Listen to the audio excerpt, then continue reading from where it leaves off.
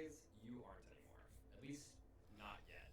Probably. Riot loves to change the jungle and make us relearn it every single year. But this time, we essentially got a complete rework 3 times in the span of a few months. It really seems like they can't make up their minds about how they want the world to be balanced. But to be fair, I can't blame them. I don't really know what the solution is either. At the very least, we can teach you all how to get rid of the meta and actually adapt to these changes, and any further ones that will inevitably happen down the line. But before we get to that, let's actually address the problem with the old jungle meta and what Riot is doing and has done to try and fix it. Basically, jungle was almost impossible to get on either. It wasn't so much that you couldn't establish it in the first place, but it would essentially evaporate the second you looked away for even a second. We can find many situations where you would expect one player to be getting absolutely stomped. For example, this game with Graves versus Warwick. Graves is over double Warwick CS and has over 4 times the amount of kill participation. By any metric of success, he's hard winning, but just look at the levels. They're literally the exact same. I don't think it's unreasonable to say that this feels terrible for junglers. There's absolutely no shortage of examples of this exact kind of thing happening here. And I feel like I speak for all players when I say that if you get ahead, C'est toujours été ça, gros. Hein. playing your opponent the entire game only to constantly be the same level is pretty disheartening and not great for player satisfaction or any playstyle that wants to play for individual agency. In the past, you had jungle metas where it was hard gated by clears, camps would respawn quickly, and in order to keep pace, you would have to be able to farm. Ganks simply would not give you enough XP when compared to someone that was just power farming the camps. And if you fell behind, you would never catch up. Pro players really do try to do the most efficient thing in the meta, and even in metas where ganking junglers would find great success in solo queue, they would likely just keep full clearing in pro, even on the same champs like Jarvan that had good ganks. The reason for this is that ganks just had way too much risk and simply not enough payoff. Pro players really just wouldn't die to ganks very often. Since both junglers were tracking each other well and vision was coordinated, anyone that went to go for an early gank was essentially just throwing a Hail Mary. It wasn't consistent at all to early, at least not at the pro level. But this year, something has really shifted, making pro play look a lot more like solo queue. Let's take for example this one full night of LCK games. All of them were played back to back, so we're not cherry picking any examples here. In every single game, at least one of the junglers rushed level 3 and just ran around. Whether it was to invade, gank a lane, or in the most egregious case, just sit around and wait for a grab to spawn. In all these cases, they could have been doing camps, but simply didn't care to. Not because they're making mistakes, but because it just didn't matter all that much if they farmed efficiently or not. Spam ganking and running around to invade was by far the most efficient playstyle in pro play. And if that was the case in competitive, where the games were the absolute hardest to pull off, you'd probably assume that it's even better in solo queue, where the games are easy. And you were 100% correct in that assumption. If you were a good jungler a few matches ago, you were most assuredly doing something very similar to this in order to impact the map. After all, if you can't play for an individual lead, then it's best just to play your teammates ahead and punish the laner, not the other. A few mechanics compounded to make this more true than it ever has been. The addition of treats for junglers allows you to gain gold value even while not farming, and cash out on it later down the line. This means you're punished less on the gold end of the spectrum for potentially wasting time, like if you're killed and you can't farm for a bit. In addition to this, kill comeback experience is absurd. So that even if you were really far behind, the second you participate in any kill, you're instantly rewarded and catapulted ahead. Even just being one level down on the laner, a super common occurrence for junglers, would reward you with a huge percent increase in experience. This made the reward for ganking go up by a huge margin and increase your risk tolerance by a lot. On top of this, jungle camps reward you for being under leveled as well, giving you 50 experience per level you were below the average. A lot of players don't actually know if this is a lot or not, so for comparison's sake, this is about half the value of a camp. For something like Raptors, it's more than half, meaning that if you're 2 or 3 levels down, you're effectively getting 2 camps for the price of giving 1. In patch 11.10 when this was added, Velaris did a great job of researching to figure out exactly how this worked. The first clause specifying that you need to be 2 levels down on the average level of the game might seem extreme first, but it's important to realize that the average level of the game never actually rounds down. For example, the average level of the game could be 9.1, and you would expect that to count as 9, but it actually rounds up to 10. This means that getting the 2 level down requirement isn't all that rare at all. You just have to be level 8 in a game where most people are level 8 and 9, and maybe some of the solo laners are level 10 or at most 11. That's probably going to happen pretty much every game. Because of this, the game is designed to keep you at the level of your bot lane essentially. And while it's really easy to get XP from behind, it's super hard to get from ahead. Not only do all these bonuses drop off once you're even, you also get reduced XP from lane games for the entire game, which was supposed to be removed once your jungle lane finished. But once again, Velaris figured out that the patch notes were incorrect, and the game doesn't really work how they say it does. When you combine all these factors together, there really exists a ceiling for how far ahead junglers can get, and the floor is pretty much right below it. This made the risk for practically ganking nonstop almost zero, and the reward was huge. Not only would you get massive amounts of gold through shutdown bounties and treasure hunter, you get to punish the people that would actually fall behind and stay behind. Laners. If we need to visualize how to Le simple fait qu'il ait dit Treasure Hunter. basically, think of it as a scale like this. If we're looking at a gank and can evaluate it as pretty much just as likely to work as it is to fail, we can throw it right in the middle of the scale. But deciding if we go for it or not really depends on our risk tolerance or threshold for ganking. In a meta like 13.2, your risk tolerance would be really high, meaning that you would only not go for gank if you were super hardcore, maybe to the bottom quarter of the game. In a meta where power farming is really strong, your risk tolerance will be really low, meaning that unless the gank is super likely to work, you wouldn't do it often. Like it's 75% or better, you would probably try it. It might be the exact same gank you were looking at, but the threshold changes based on the meta and the systems in place. In the past, when a very extreme jungle meta existed, you didn't really have to think super hard. 13.2, you could just spam gank, and you were going to be right 75% of the time or more. 2 years ago, you could power farm, and you'd be right about 75% of the time as well. Unfortunately for us, this system is constantly changing, and every time there's a patch that affects experience or gold gain for junglers, your threshold is going to need to adapt. Because Riot really doesn't seem to want to do it, they attempted to push the needle into the middle with a few big adjustments on patch 13.4, namely that catch-up kill XP and kill experience is being reduced, especially in the cases that would help junglers most often, which is 1 and 2 level differentials and kills early on from levels 3 to 10. For patch 13.3, we also received a few adjustments to disincentivize gank, like the reduction of treat gold, the increase in camp experience, the reduction of warding totem cooldown, and an increase in early tower damage to help stop dives. And in patch 13.5, we received additional adjustments that are going to swing the needle again. On top of a decrease in warding totem cooldown, we're now getting an early increase to the cooldown of sweeping lands, which basically translates to more wards and less ability to clear them. More simply put, this is a nerf to gank success rate. Additionally, something that was added in preseason, a hidden damage nerf against enemy camps, is being removed entirely. And we're getting a nerf to the amount of lane experience that you can soak as a jungler. The intention behind this is to increase the punishment for showing on map, i.e. ganking. If you gank bottom and someone goes to your top side, Riot wants that to actually matter. Not only can they take your camps faster, they're also going to be rewarded more. All of the camps are getting an increase in gold, 10 per camp average. So we are getting a bit of an increase to overall gold generation in jungle at the sacrifice of a lot of sources of experience. You can't just get all of your XP from ganking and pushing the wave after. Not only are your ganks less likely to even work in the first place due to trinket changes and tower damage changes, but now you're getting 35% less experience at the early levels, which is huge to say the least. Catch-up XP from camps does still exist, but overall, this is going to try and make both playstyles be viable. It does mean that we just have to be much more conscious about picking the right option now, gank or farm, not just defaulting to one or the other. If we're right and the threshold for ganking lands in the middle, now more than ever we have to be able to analyze the risk tolerance and actual risk of a gank so that we don't just end up wasting all of our time. With each new jungle patch, we will of course update everyone where we think the data will land. But if you want to take advantage of the chaos and outperform your peers right away, then being able to estimate where your risk tolerance should be with each patch the day of is crucial. This skill is essentially your ability to read the changes in the meta. You should try to have a mental image of where the line Putain de merde, c'est de la Aside from merde. that, the other most important tool for adapting to any new meta is to be able to accurately predict if a gank is going to work or not. T'es- Using where the needle is in the middle, this is the most important skill you can develop. And there are a few general ideas you can use in order to improve at this. One of the best skills to master is reading your opponent's body language. I've made multiple full-length guides on this over at our website, and if you want a more in-depth guide on how to do this, I definitely recommend watching those. It basically just lets you read your opponent's minds and tells you exactly what they're going to do next. Aside from this, there are 3 other main ideas that you use when calculating the risk of any gank. 1, wave state, 2, the resources available, and 3, the gank angle. Wave state basically means where the wave is currently and where it's going to end up. A wave that is pushing back into you is going to be much easier to gank on than a wave that is pushing away, for example, except in the case of a dive where you actually do want the wave to crash. If you can't read a wave and predict what it will do, it's going to be very hard to actually gauge a gank success rate. This is another complicated topic that we have also made full guides on, so we're not going to go super deep into it here. However, this does segue well into the next points. Resources includes a lot of things. One of the biggest being health. A wave pushing into the opponent's tower at full health is much different than when they're at 10% and will be killed by a light breeze. Oh là là, on essaie d'utiliser des mots qu'il a utilisés, mais on comprend pas le truc. Bon, ferme ta gueule. Bah, de toute façon, ils vont...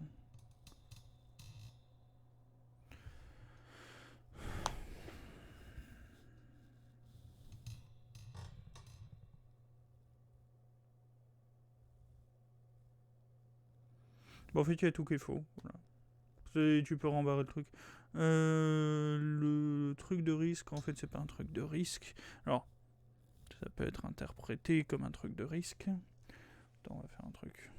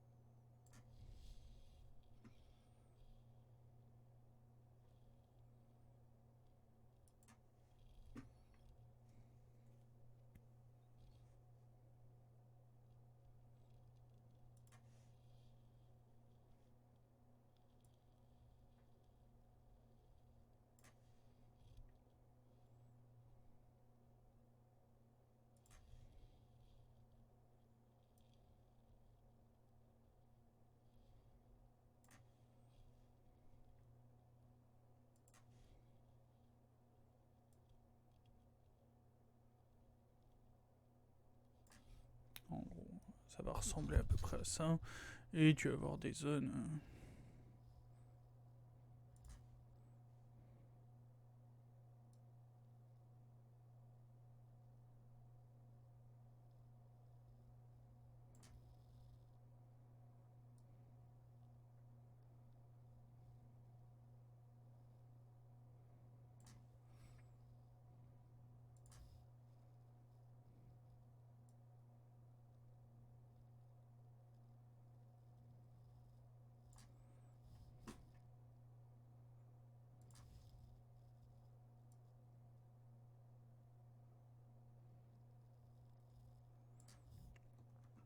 Bref.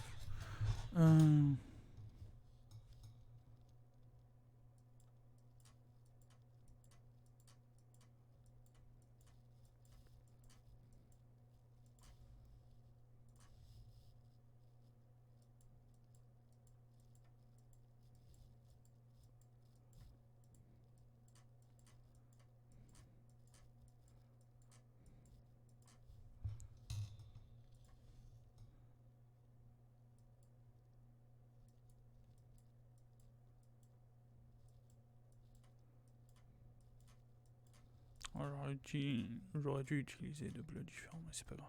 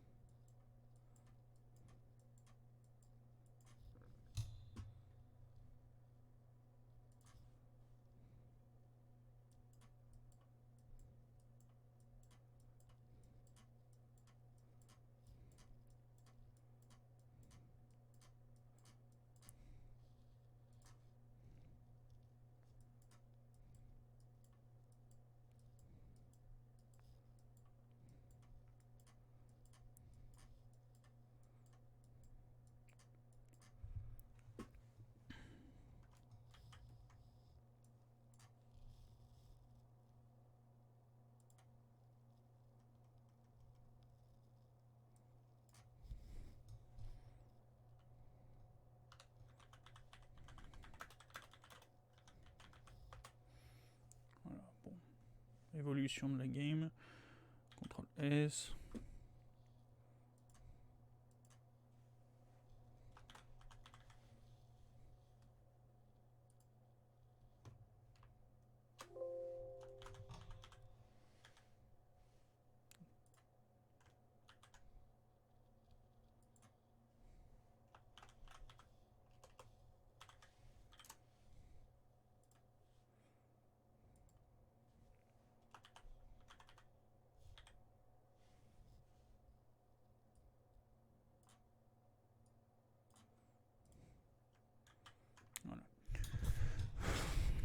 Je te mets pas de barrière, mais en gros, le gros du truc à comprendre, c'est que plus...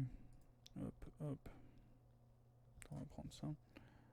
Plus t'es bien dans ta game, plus c'est censé se finir vite. En gros. Et plus t'es mal dans ta game, plus tes chances de victoire.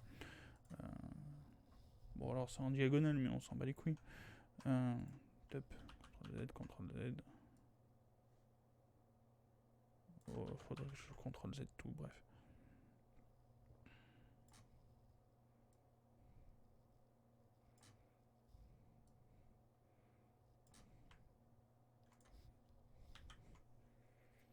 Et l'autre truc à comprendre,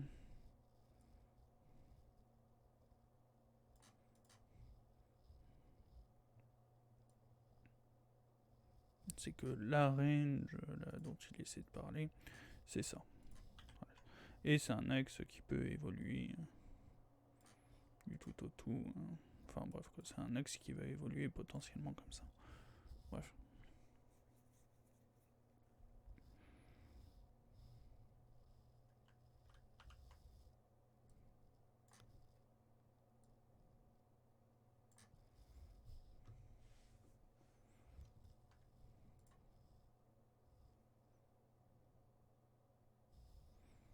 Et donc du coup, ouais, tout va dépendre de ça. C'est son truc de risque là. Ça là. C'est placé ici. Et ça va dépendre des golds que t'as, du stade où t'en es dans la game, le point auquel la game est bien pour toi. Bref, je vais pas développer le truc plus que ça. D'une part, je suis claqué. Et d'une autre, j'adale. Et d'une autre, en fait, j'ai déjà expliqué le concept, donc bon, c'est juste que là, je mets une image dessus. En gros, globalement, pour l'ensemble de tes games, en gros, tu vas te situer dans des trucs potentiellement aux alentours de ça, tu vois. En gros, ça, c'est en gros ce point-là, le point bleu. Hop. On va mettre bleu. Pourquoi ça n'a pas la tronche du même bleu?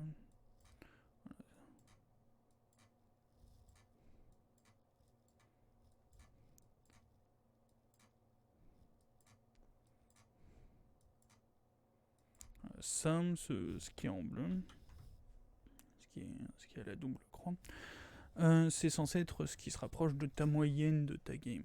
Plus tu t'éloignes du machin, plus t'es dans une situation pas cool, on va dire. En gros. Autour de ça, t'as globalement deux situations qui sont plutôt moyennes.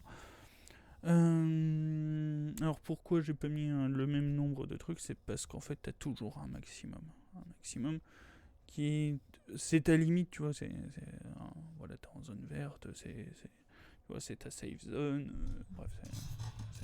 Mais tu peux pas aller au-delà de ça. Par contre, alors bon, t'as une limite minimale, mais en gros, t'as un gradient de pénibilité à jouer qui est supplémentaire dans le négatif. C'est-à-dire qu'une fois que t'arrives...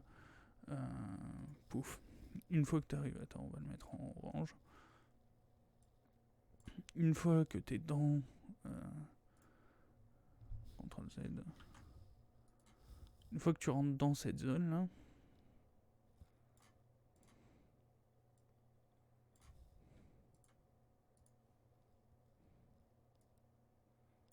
une fois que tu rentres dans cette zone, c'est vraiment là où c'est vraiment très très très compliqué. Attends, on va le dessiner.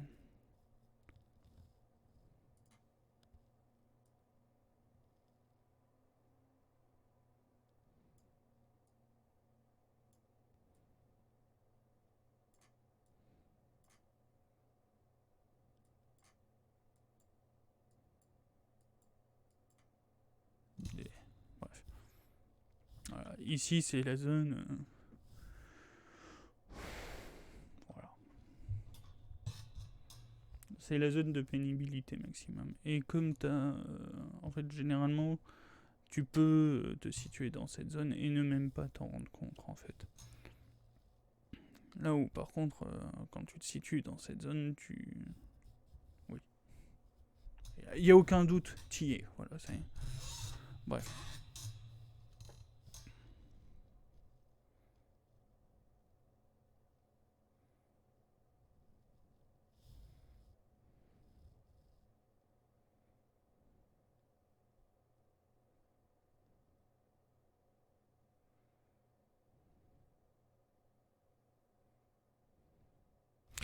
J'ai pas vraiment envie de l'expliquer plus que ça, je l'ai déjà expliqué plusieurs fois. Même si les gens sont en mode oui, non. Bref. Et ton gradient par exemple, ouais, si, attends, je dois avoir moyen de retrouver ça.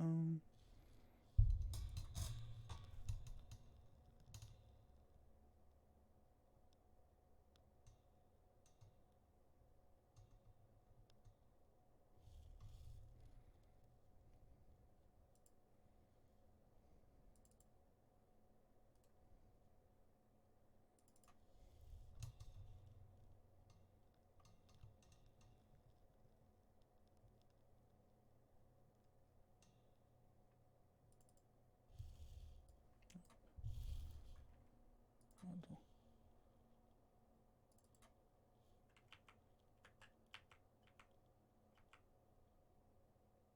Si, ouais, c'est à peu près ça.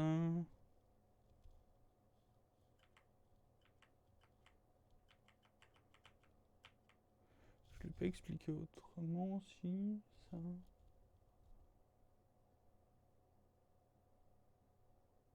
Non, ça c'est les sums. Bon, du coup, c'est. Bon. Alors, c'est pas forcément clair, mais en gros, hop, faut le faire pivoter comme ça. Et là, ça devient potentiellement un peu plus clair.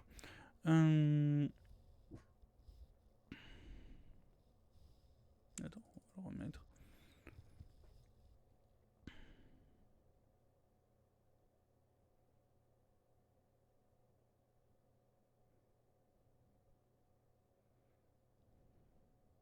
Ouais, parce que j'étais en train d'essayer d'expliquer, en gros, à peu près, l'impact du temps qui te délimite.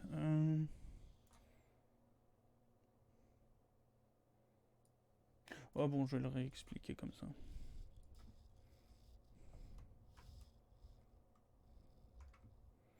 En gros... Attends. J'ai moyen d'avoir des pointillés. Bon. C'est un autre schéma.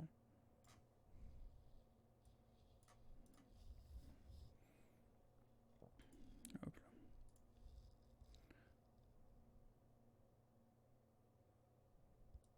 En gros, quand tu commences ta game, ouais, t'es dans une position, puis tu vas faire un premier choix. Voilà, sur ton premier choix, tu avais deux options, puis tu vas faire un autre choix.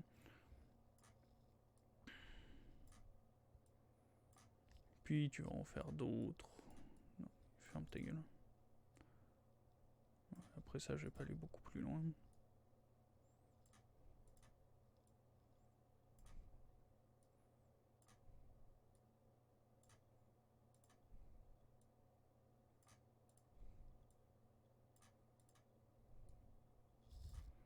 Bref. Hop. Petite ligne.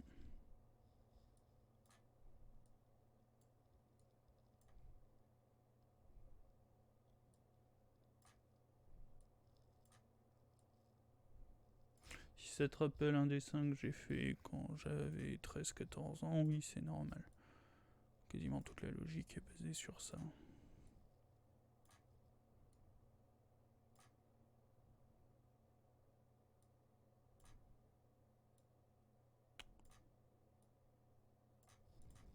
Voilà. Et en gros, ce qui va se passer, c'est que quand tu vas faire un choix... Enfin, en gros, quand tu... ouais, c'est... Bon, en gros, on va essayer d'illustrer le truc, faut visualiser. Donc là, j'ai besoin de la barre. En gros...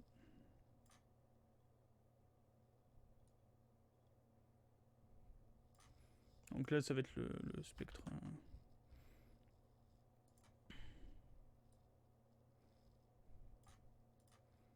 le spectre des possibles, on va dire.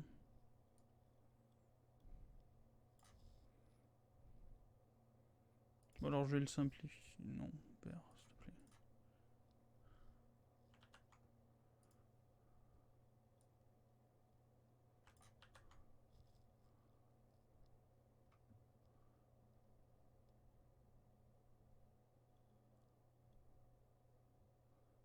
Quoique je vais pas trop le simplifier.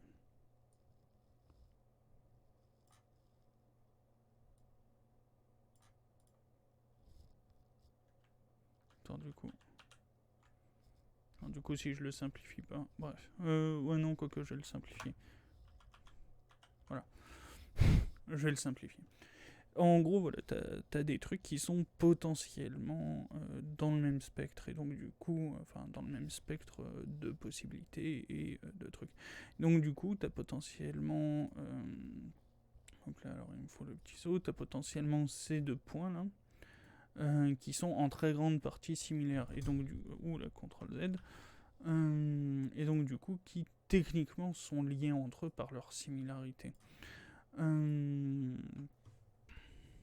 Globalement, plus le temps passe, plus tu te retrouves isolé du cas positif, en gros. Donc attends, si je reprends, si je le retrouve... Donc là, ça, là, cette barre, là, cette espèce de barre, alors c'est surtout celle-là. Bref. En gros, plus le temps passe, plus le temps passe, plus tu te fais isoler. Je veux bien. Plus tu vas te faire isoler de la situation positive. Attends, CTRL Z. On va prendre celui-là.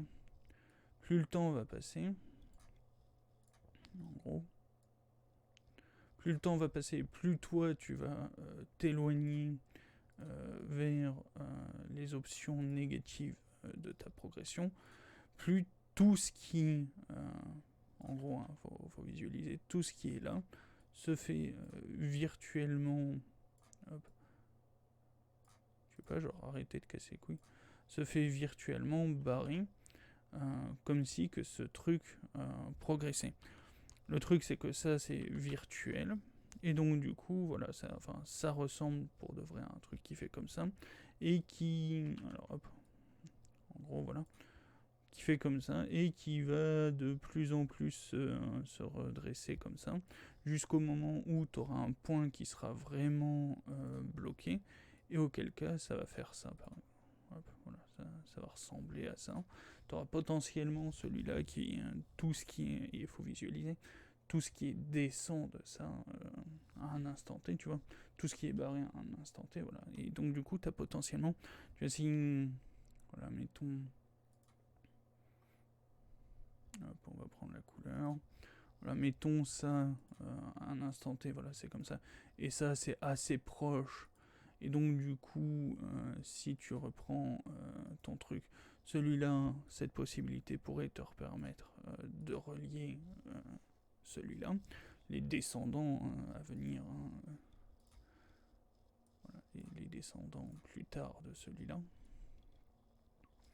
Si toi, à l'instant, oh bon, on va dire que c'est gris, que tu comprends. Si toi, plutôt que d'aller par là, tu décides, enfin, tu t'arranges à remonter tes gold. T'arrêtes d'être casse-couille, oui.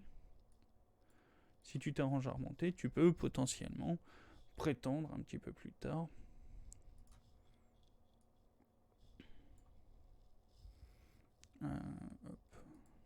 prétendre un petit peu plus tard à un descendant. Attends. Top.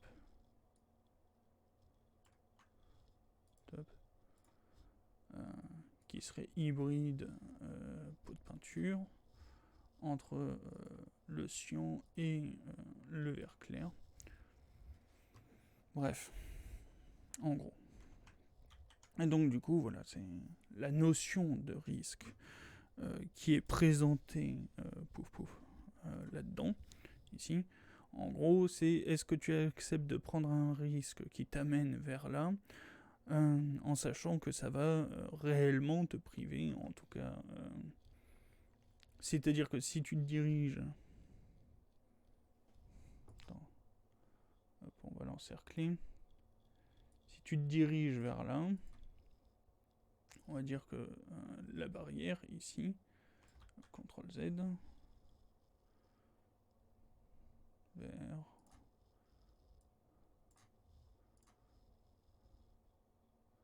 Hop.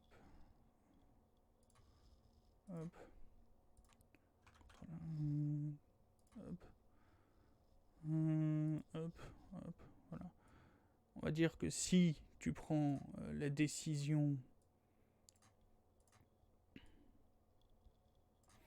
d'aller ici, bah du coup, toi, tu te retrouves avec toute cette situation qui est complètement bloquée dans ton arbre de solutions. Alors, tu pourrais peut-être plus tard avoir un truc, CTRL Z, en admettant que tu arrives à te maintenir là-dedans, avoir un truc, hop, hop, hop, hop, hop, hop, hop, qui, hop, CTRL Z, qui serait à mi-chemin entre cette possibilité, mais bref, bon, en gros, voilà, c'est... Je l'explique comme ça en estimant que tu vas pouvoir comprendre le truc au bout d'un moment. Mais voilà, c'est en gros. Si tu fais ton choix, enfin, au moment où tu vas faire ton choix risqué, tu vas te supprimer toute une portion du truc. Et donc, du coup, même si tu finis plus tard par arriver sur un truc qui ressemblerait à la proportion, enfin, par rapport à ce qui t'était disponible, bref. Je laisse te débrouiller avec ça. Normalement, t'es à peu près capable de comprendre le truc.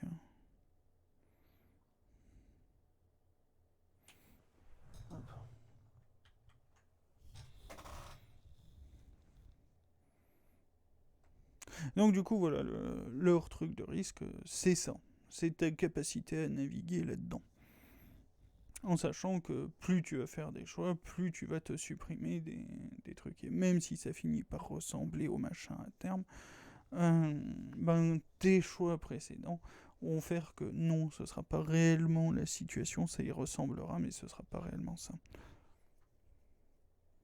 C'est comme avoir du chocolat 60% versus du chocolat 80%. Tu sais que le 80% c'est une putain de tuerie. Le 60% c'est toujours ok, tu vois, mais ça vaut pas le 80. Clairement, c'est... Bah voilà, c'est à peu près la même chose. Comme si que tu décidais, bon, alors, c'est comme si que tu as la capacité à décider, genre à Noël, tu choisis. À un moment, tu dois choisir entre, je sais pas.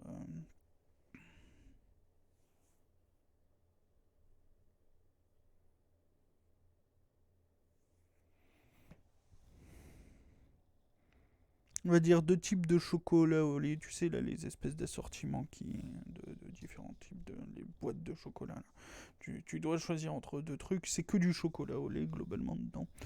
Et en fonction de si t'en choisis un, je sais pas, avec de la noisette, l'autre avec un praliné.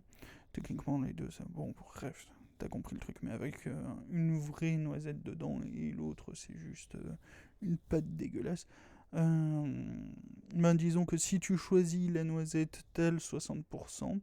Mais si tu choisis le praliné dégueulasse, ben après ça, tu te retrouves potentiellement avec un truc à 80% derrière qui est beaucoup meilleur. Enfin, beaucoup mieux. Bon, bref, t'as compris. Et donc, du coup, voilà, c'est.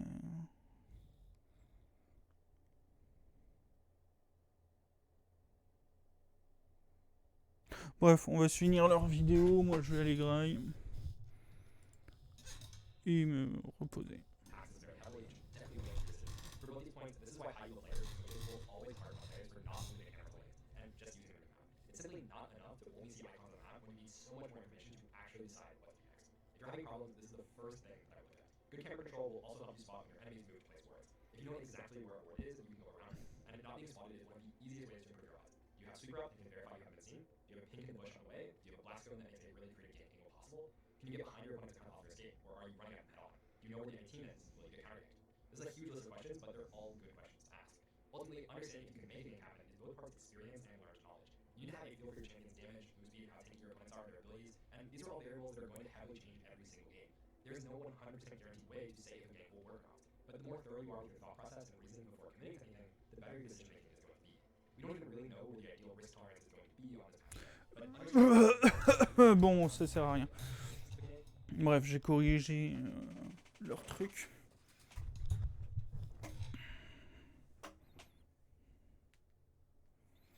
En gros, voilà, j'ai fait la correction de ce qu'il y avait à corriger, de ce qu'ils ont pris de chez moi voilà,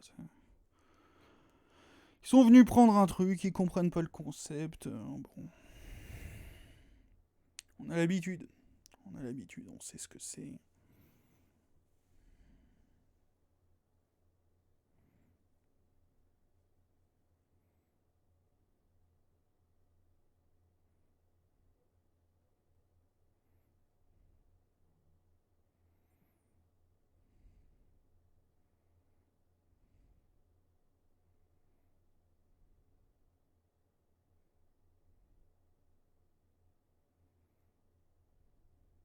Voilà, bon, je corrigeais le machin. Derrière ça, voilà, c'est.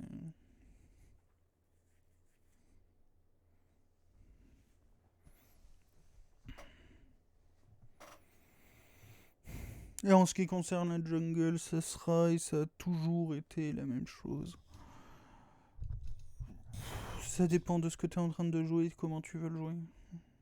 Voilà. Et c'est pas dépendant de la jungle, ça, c'est overall, quoi. C'est quoi que tu sois en train de jouer dans League of Legends, ça dépendra de la façon dont tu veux le jouer. Tu peux jouer un Jarvan létalité ou tu peux jouer un Jarvan full tank, tu vois, t'as tout le spectrum entre les deux. Euh, Et donc du coup, ça va dépendre et en fonction de tes choix, bon ben, c'est un peu comme Irel King là qu'on vient de voir qui s'obstine à jouer ISB alors que c'est de la pure merde. Ça n'a rien à foutre là.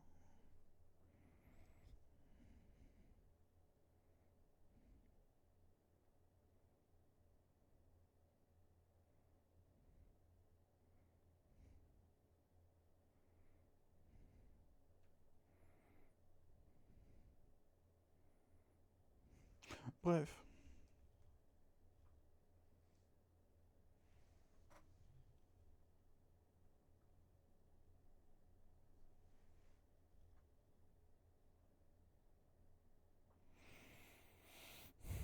J'étais en train de m'endormir gros.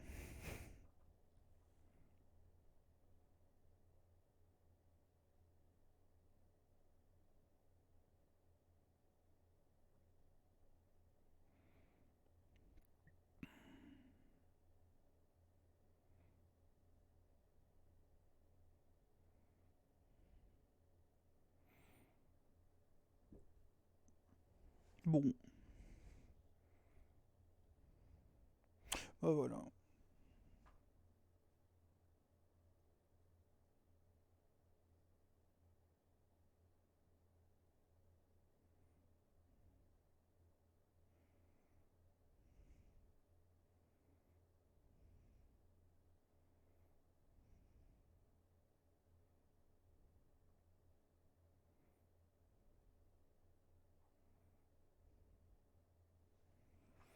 Hmm, ouais, je sais pas, j'essaie de réfléchir à un truc sur... est-ce que je peux mieux expliquer le truc, mais en vrai, pas les couilles, quoi. Voilà, ils te prennent un concept, ils te le tordent dans tous les sens, et ils pensent qu'ils arrivent à en faire quelque chose, mais... Ouais, voilà, faut être stupide, quoi. À ce stade, faut être stupide.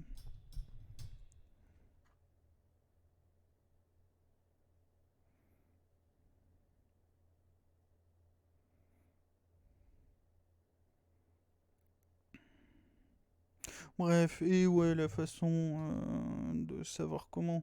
Ouais, en gros, ouais, si, le truc que j'ai expliqué, ce pourquoi. Attends, hop, va falloir que j'aille faire une petite promenade. Quoique la petite promenade n'a pas besoin d'être longue, a priori. Ah si, non.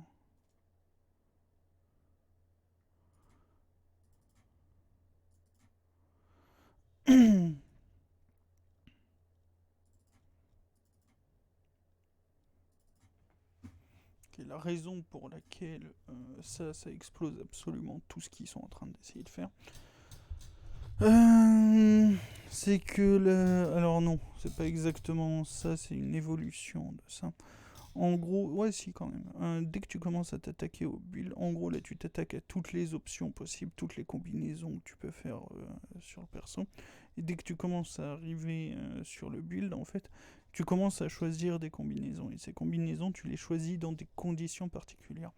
Par exemple, tu vas avoir le build pass, tu vas avoir les runes, lesquelles. Enfin, bref. Et tu vas voir différents impacts et tu vas voir tout un spectrum qui va commencer à se créer. Voilà, en fait, tu vas voir ça qui va. Tu vas voir la grille de ça qui va commencer à se préparer. Et dès que tu mets en couleur l'acceptabilité ou non de certains des éléments, ben, enfin, dès que tu raccordes l'accès. Enfin, genre, il y a des trucs, voilà, il y a un build pass, enfin, dans un de tes builds, tu vas avoir un build pass avec une économie en particulier contre un certain type d'action adverse. Ça va être vraiment dégueulasse, tu vois. Si tu te retrouves là-dedans, tu sais que ça va être dégueulasse. Bon, bah, tu sais que ça va être dans ta partie qui ressent. Enfin, ça va être dans ta partie rouge, tout ça, bref. Et tu vas avoir tout le spectrum de possibilités qui va commencer à apparaître. Et donc, du coup, ben. En gros,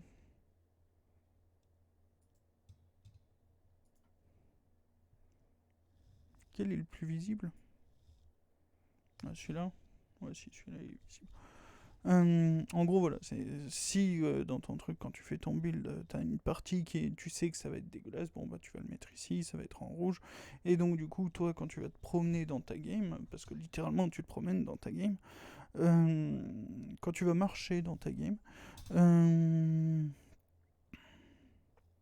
oui, parce que comme ça, je te fais comprendre que marcher pieds nus, c'est pas forcément cool. Euh, Bref, quand tu vas marcher dans ta game, bah, tu vas avoir des choix. Tu vas choisir est-ce que je vais aller à droite, est-ce que je vais aller à gauche, est-ce que je vais faire ça, est-ce que je. Bon. Voilà, tu vas faire tes choix et chacun de tes choix en fait va te permettre de te déplacer. Enfin voilà, à chaque choix, tu vois, tu te déplaces sur ton arbre des possibilités. Donc en gros, dans l'idée, toi, ce que tu veux faire, c'est te déplacer le plus possible du côté positif pour toi. Et donc du coup, si à un moment tu commences à te dégager un petit peu trop, genre si par exemple ton chemin pour l'instant c'est de suivre cette ligne là, et que là tu te retrouves ici, tu vois, tu te retrouves ici et là tu fais un choix, pouf, en fait ça t'a ramené ici. Bon, en fait tu peux à tout moment avoir un point de bascule où ce truc va te rapprocher. Genre tu peux à tout instant basculer dans une... dire que voilà, ces liaisons là te permettent, enfin te permettent, voilà, dans un cas ça te permet, dans l'autre ça te nique. Bref, ça va, enfin, ces points de liaison, ces points de ressemblance entre chacun des trucs. On va dire que les particules sont intriquées, voilà, on va mettre le truc comme ça. Comme les particules sont intriquées par leur ressemblance, en fait, si tu prends des actions suffisamment mauvaises, en fait, tu peux te retrouver shifté sur la partie négative de l'arbre, alors que jusque-là, tu étais sur une partie à peu près positive. Et si jamais tu te maintiens, genre tu shifts dans la partie négative, mais que tu maintiens le truc, le moment où tu as fait ton shift, en fait, tu te prives de la totalité de la partie réellement positive que tu aurais pu avoir en shiftant de l'autre côté, par exemple. Parce que si tu remontes l'action arrière, le choix que tu as fait qui t'a mis ici et qui te met dans une situation très ressemblante de l'un à l'autre, parce que tu es dans la même range économique, ouais, disons qu'il y a tout ce qu'il faut là-dessus pour comprendre le truc. En gros, ici, tu es dans une. En gros, le shift, le 50-50, alors c'est pas forcément un 50-50. On va dire que. Pouf pouf, c'est le pourcentage de chance que tu aies un spin particulier sur une particule. Spin plus ou spin moins. Avec spin plus qui est la version la plus positive et spin moins la version la plus négative. C'est comme si que toi, dans tes particules futures, dans tes jets de particules futures, dans tes jets de dés, en fait, en faisant cette action, même si tu finis par, on va dire, intrication en reverse, par reverse intrication à remonter dessus, en fait, parce que tu as fait ce choix, tu te prives de la totalité des spins positifs, des jets de spins positifs, des solutions futures. Voilà, c'est des solutions futures où tu pourrais te retrouver.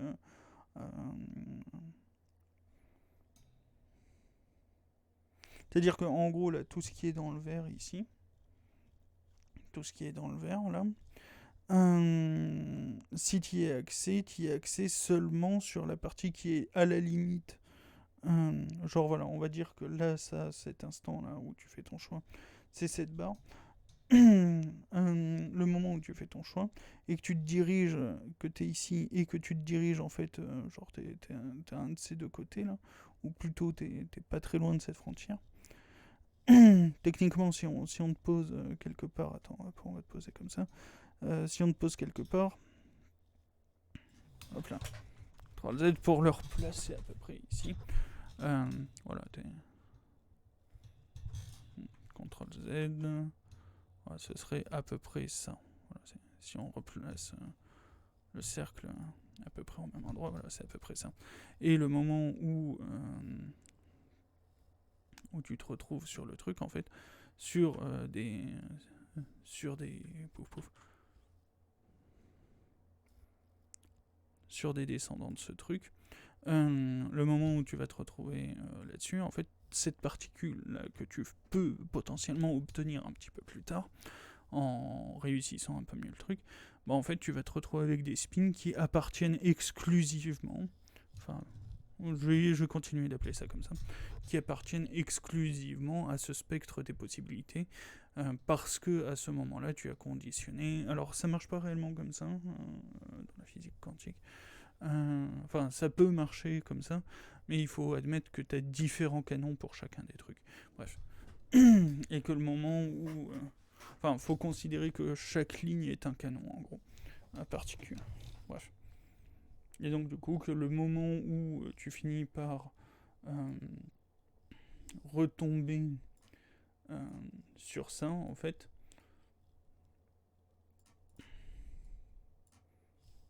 Oh bon, on va laisser le point.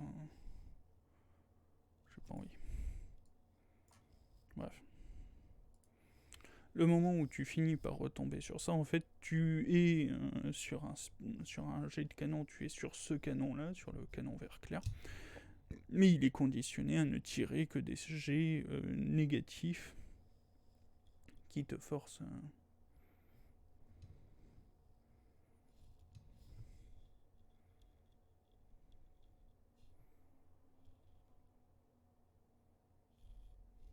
Du coup, d'ailleurs,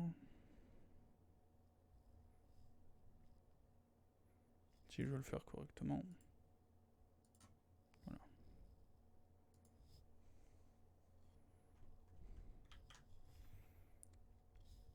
coup, voilà, si tu fais un jet... si tu passes par là, en gros, et que tu finis par retomber là-dessus, sur un descendant du truc, tu seras obligé de te taper ça parce que tu as fait ce choix à cet instant. Bref. Bon.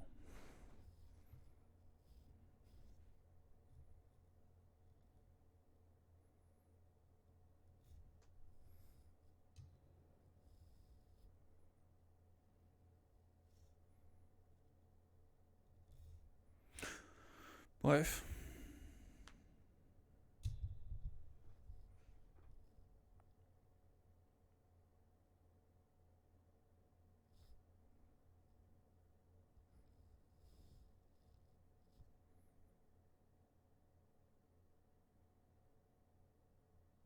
Et cette situation est entièrement... Enfin, bref, la quasi-totalité des situations auxquelles tu es confronté dans le jeu sont essentiellement dues à ce que toi tu fais de tes possibilités dans le jeu. Et quand on sait que chaque milliseconde, on va compter ça comme ça, quand on sait que chaque milliseconde potentiellement compte pour ce que tu fais dans le jeu,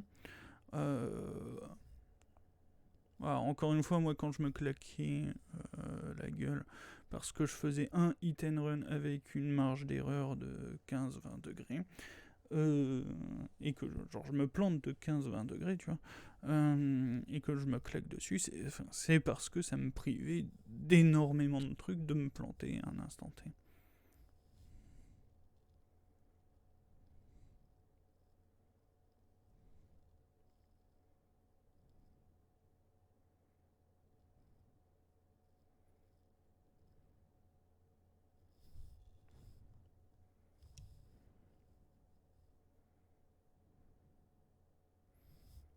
C'est pas... Enfin...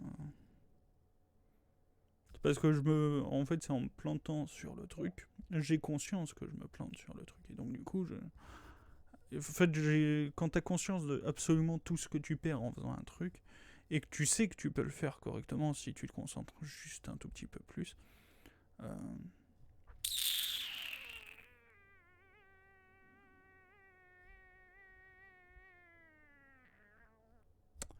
bon.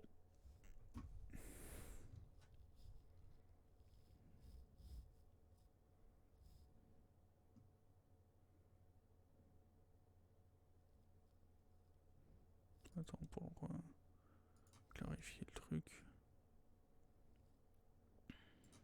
Comme ça, c'est...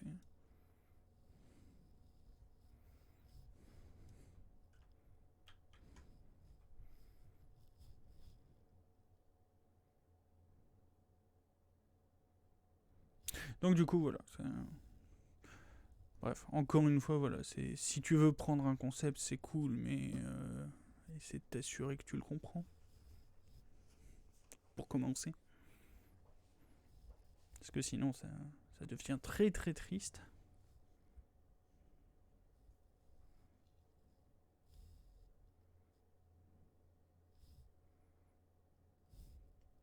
Disons que ça devient sad quand il y a quelqu'un qui comprend.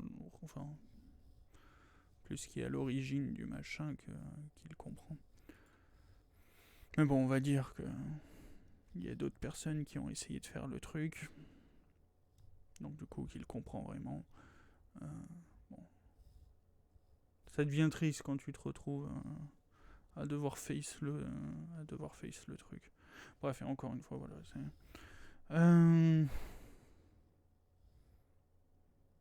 Bref, donc ouais, c'est littéralement, on est dans la catégorie sain plus ça pour t'entraîner.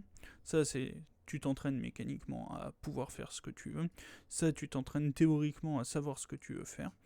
Une fois que tu as ces deux trucs, ben, t'as absolument plus besoin de leurs vidéos à la con qui servent à rien, qui t'expliquent rien et qui... Enfin, bon. Arrêtez de pomper, c'est con, ça sert à rien, ça vous sert à rien, vous vous mettez dans la merde, c'est tout. Enfin, voilà, je vous en veux pas parce que... Enfin, si, je vous en veux parce que ça va me faire du taf en plus, mais... Techniquement, je vous en veux pas parce que, ben... Voilà, c'est... Enfin, la seule chose qui va se passer, c'est que vous allez me faire une pub indirecte, quoi. C'est-à-dire qu'il va y avoir le moment où je vais sortir, je vais expliquer. Tu vois, par exemple, je sors cette vidéo. Elle n'est pas travaillée du tout, il y a toute la partie Relking avant, on voit que je suis complètement claqué. Là, c'est, je sors cette vidéo. Qu'est-ce qui se passe? Vous passez pour des débiles mentaux, il y a de moins en moins de gens qui veulent vous suivre, et derrière ça, si on vous prend réellement pour ce que vous êtes, à savoir des charlatans, il y a potentiellement des poursuites au tribunal qui vous arrivent dans la gueule, et c'est de l'arnaque aux clients. C'est-à-dire que même sans parler du fait que vous essayez de repomper ce que je fais sans ma permission, en sachant que j'interdis le truc, hein. J'interdis le truc, tout ça, mais même sans que j'ai besoin de me plaindre sur ma situation, sur le fait que vous essayez de me voler, parce que, enfin, vous ne faites qu'essayer, parce que... Voilà. Encore un autre exemple de votre échec infini. Bref. Encore une fois, voilà, c'est 4 pages de mon côté, ça suffit pour vous mettre à l'amende. 4 pages. 4 pages. Tout ce que vous avez fait, 4 pages. Ça disparaît, ça disparaît.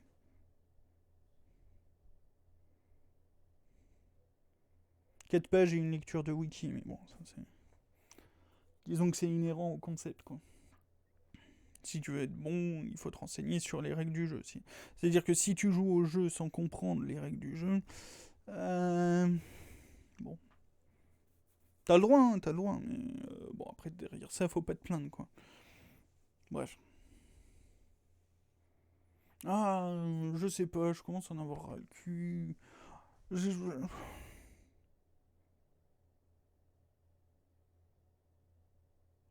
J'ai même pas besoin de forcer pour vous montrer que vous êtes de la merde.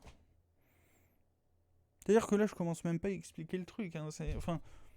Si, je te montre que le truc existe. Je te dis, voilà, ça fait à peu près ça.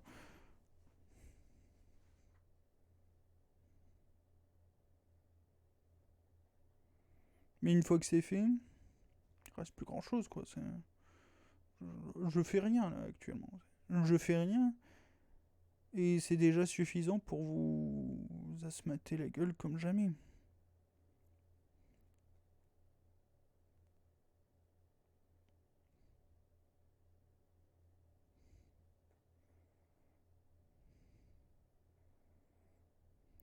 Je suis claqué.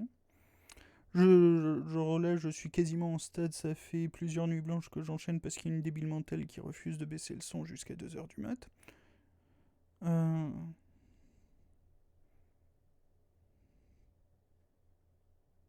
Je suis complètement claqué. J'en peux plus, là je suis en fin de journée. La seule chose à laquelle je pense c'est manger et me reposer. Encore que je peux pas vraiment me reposer parce que, enfin, si je suis pas encore parti manger, c'est que je peux pas vraiment manger et me reposer sans risquer de m'endormir et donc du coup de niquer complètement mon rythme de sommeil. Bref, c'est. Merde, j'ai pas mis une bière au frigo. Casse les couilles. Tant pis, je me la mets pour demain midi. Bref. Quel concept là? Essayez de le faire correctement, quoi. C'est quitte à copier-coller. Au moins essayez de faire semblant de comprendre ce que vous copiez-collez. Bref, en l'occurrence pour la jungle, je l'ai déjà expliqué, voilà, tu te débrouilles avec ça, voilà. T'as pas besoin de plus que ça en fait. Techniquement pour la totalité de leur chaîne, tu te réfères à ça et c'est tellement mieux que bon.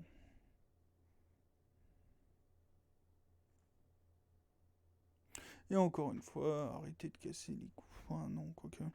Comme c'est votre business model de sortir une vidéo par jour et que vous êtes obligé. Bah. En vrai, je vois pas pourquoi vous prenez le risque de vous faire humilier. Genre là, pour pas passer 3 heures sur l'upload, je fais juste un petit. Enfin, je fais juste un petit tour sur un logiciel de montage. Je monte le truc pour couper là. Sur quoi l'heure qui vous concerne. Je passe quoi 1h30, 2 heures à upload le machin parce que c'est de la merde, ma connexion. Et voilà, l'affaire est réglée.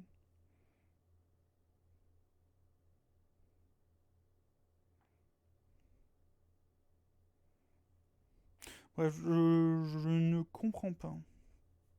Et encore une fois, ça sert à rien d'essayer de copier-coller ce machin si vous n'êtes pas foutu de le comprendre.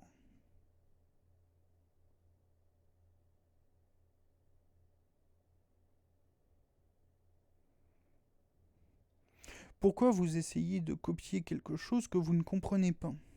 Pourquoi vous parlez de quelque chose que vous ne comprenez pas? Vous essayez de surfer sur une actualité d'un sujet que vous comprenez pas? C'est quoi? Enfin, il y a quoi comme but derrière ça? C'est quoi le plan?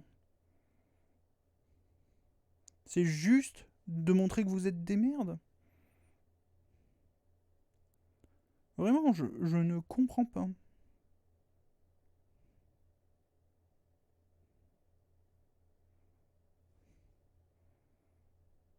Je ne comprends pas, je ne peux pas comprendre. C'est littéralement. Ben,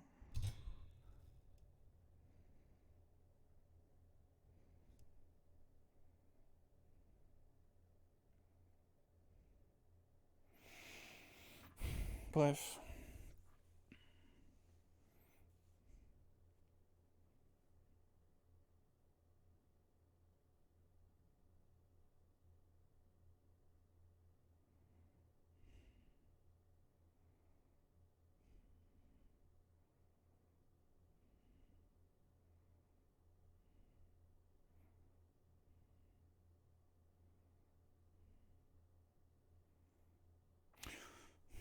Non, vraiment.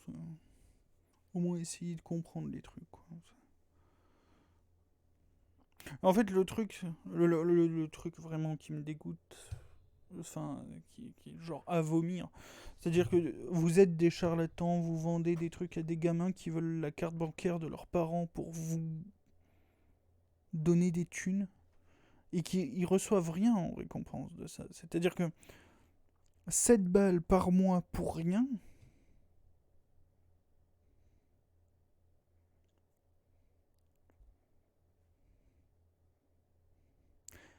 Une minute, attends, on va reprendre le truc que je disais avec Silas. Une minute.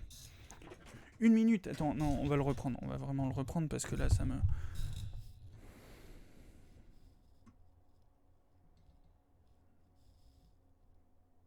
Historique.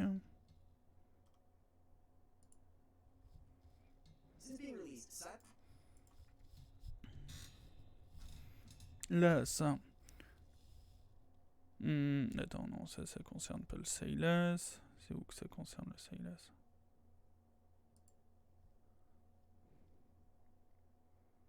Bref, même pour parler de ça, bref.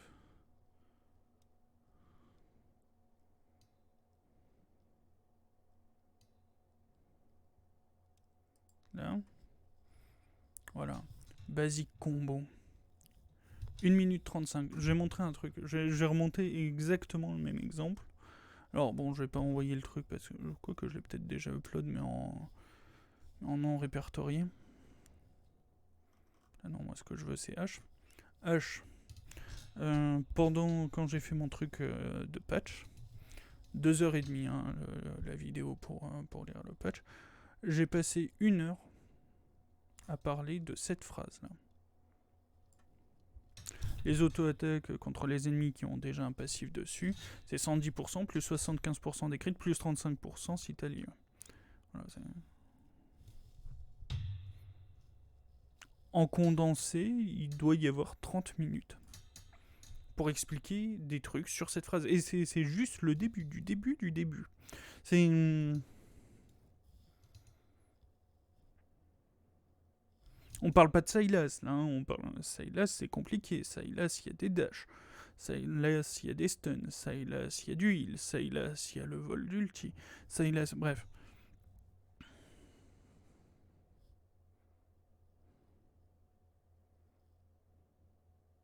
Là, une interaction, 110% de dégâts supplémentaires, naturellement, voilà. Plus 75% de tes crits, plus 35% si t'es lié.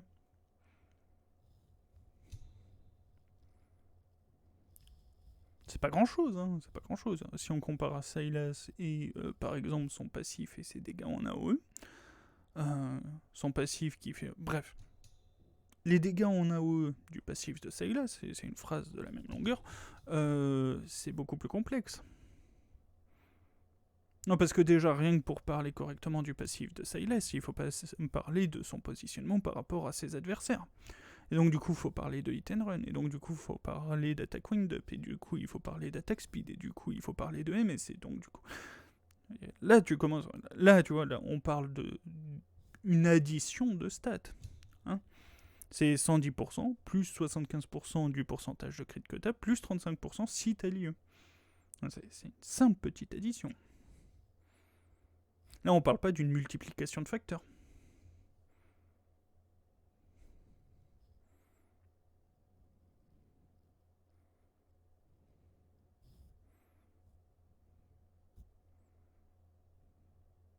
Encore une fois, reprends l'arbre des possibilités, reprends les millisecondes et reprends le fait que quand j'ai... Oh, j'en ai marre de le ressortir à chaque fois, mais bon, bref. Quand j'ai fait mes 12 records du monde sur Wukong, des claques.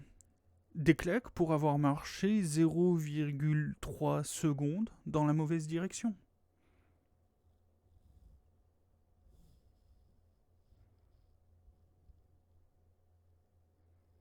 Parce que c'est dramatique. Avec Sylas, c'est autre chose. C'est un autre niveau.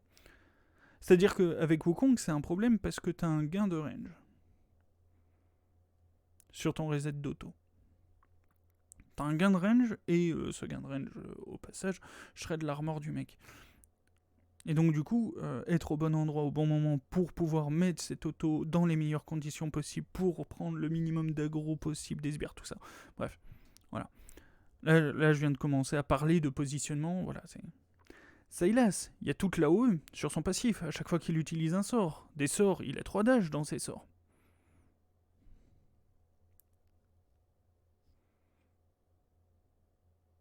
Rien que la phrase AOE du passif de Sylas, c'est pas une demi-heure que ça demande.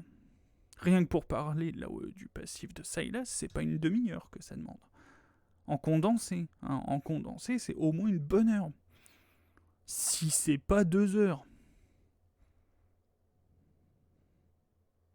Alors, 1 minute pour parler de la totalité des combos. Le mec, il part avec quelle connaissance? C'est-à-dire que s'il lit le wiki, tu vois, là, il va lire, il ouvre le détail, tu vois. Et ça y est, il a déjà 25 fois plus d'informations que ta minute de trucs. Tu veux me parler, essayer de prétendre en mode t'inquiète, t'as pas besoin d'aller chercher, on l'a fait pour toi. Mais gros, je vais même pas parler du fait que là, ça, c'est une démonstration en soi de ta totale incompétence à parler de quoi que ce soit de League of Legends.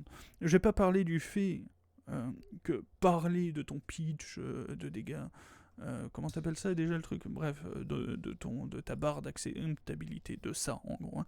Je vais pas te parler du fait que juste le fait que tu parles de ça en mode YOLO, sans même sous-entendre l'existence de tout ça derrière, montre simplement que tu ne comprends pas. C'est même pas comment fonctionne un jeu là. C'est comment fonctionne le cause à effet. Tu vois, quand tu prends quelque chose, ça a des effets. Quand tu respires, quand tu inspires, expires, ça a des effets. Quand tu parles, quand tu fais vibrer tes cordes vocales, ça a des effets. Ça a l'effet, par exemple, de donner une tonalité à ta voix, de te permettre de communiquer avec les gens. Bref, voilà. Là, je vais pas te parler d'effets papillons à proprement parler, hein, au sens physique de ce que ça représente. Je vais pas te parler de trucs beaucoup plus complexes, notamment en quasi-métaphysique, même si, bon, en vrai, ça a beaucoup plus de valeur que... Bref.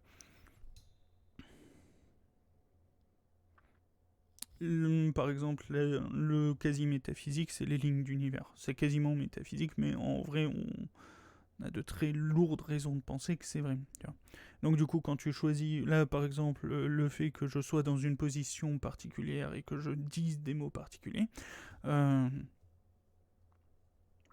chaque fois que je le dis, à chaque milliseconde, techniquement c'est chaque instant de planque, bref voilà, je vais pas te parler de ce genre de truc. Chaque action que tu fais a une conséquence. Hein, quand je dis que c'est une école de la vie, c'est pas pour rien. Et toi, quand t'arnaques des gamins, ça a aussi des conséquences. Hein. Et des conséquences très douloureuses. D'une part, de leur côté, parce qu'ils pensent apprendre des trucs, alors qu'en fait, bon voilà, hein, ils apprennent ce qu'un charlatan essaie de leur expliquer. Bref, essaie d'expliquer. Bon, je suis gentil en disant ça. Bref.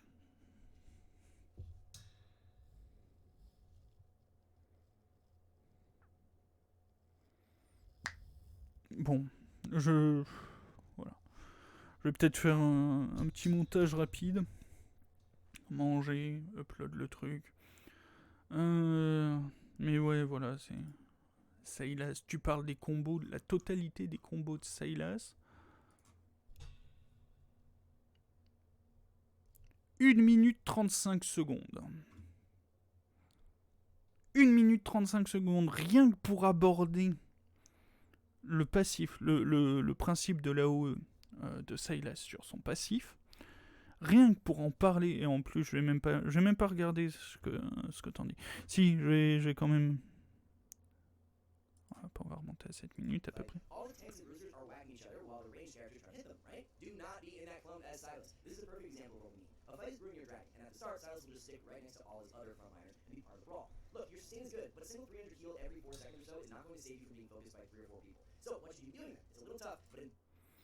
Alors, à partir de ce moment-là, en fait, t'es censé comprendre que tout ce que t'as dit jusque-là, genre, là, ta vidéo, elle commence à peu près ici, hein, Sylas, Build, Rune et Skill Order, tout ce que t'as dit jusque-là, et donc tout ce que tu vas en dire qui va en découler, c'est de la merde, à proprement parler, parce que Sylas a pour rôle principal de go in, et d'être un bruiseur AP.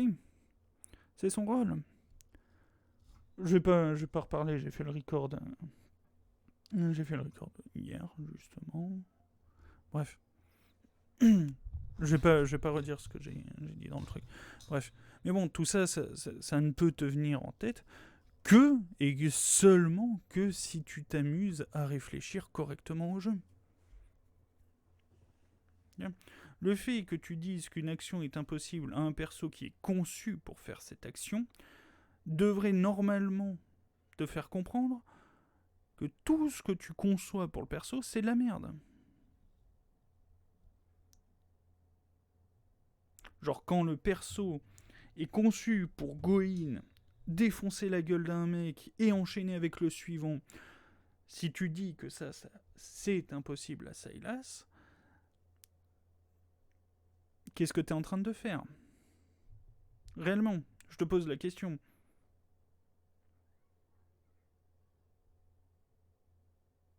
Si tu dis que Sylas ne peut pas se permettre de rush un mec et d'aller lui arracher la gueule, et d'en ressortir complètement vivant, complètement intact, est-ce que tu parles vraiment de Sylas? Est-ce que tu considères vraiment avoir fait quelque chose qui correspond au gameplay de Sylas? Si ta réponse est oui, revois ta réponse, revois ta conception du jeu, parce que t'en as lourdement besoin.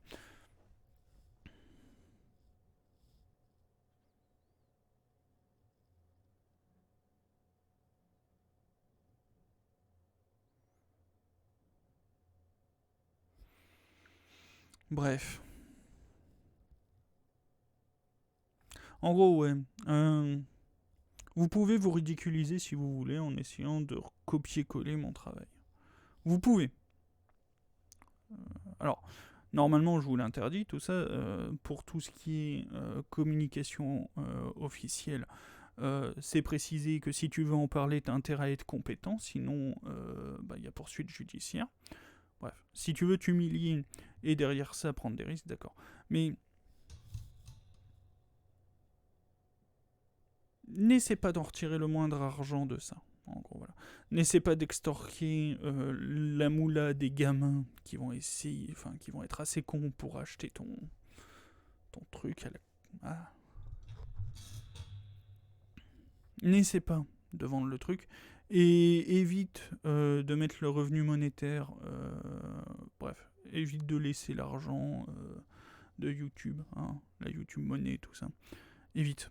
Si tu veux un conseil, genre Quand tu es une sinistre merde qui est pas capable de comprendre ce qu'elle fait et ce qu'elle aborde, et qui en plus de ça s'amuse à arnaquer des gamins, normalement, voilà, t'es... Bon.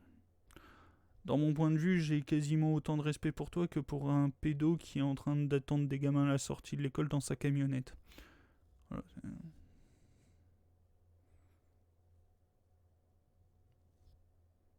Voilà. Bon, allez, tchuss.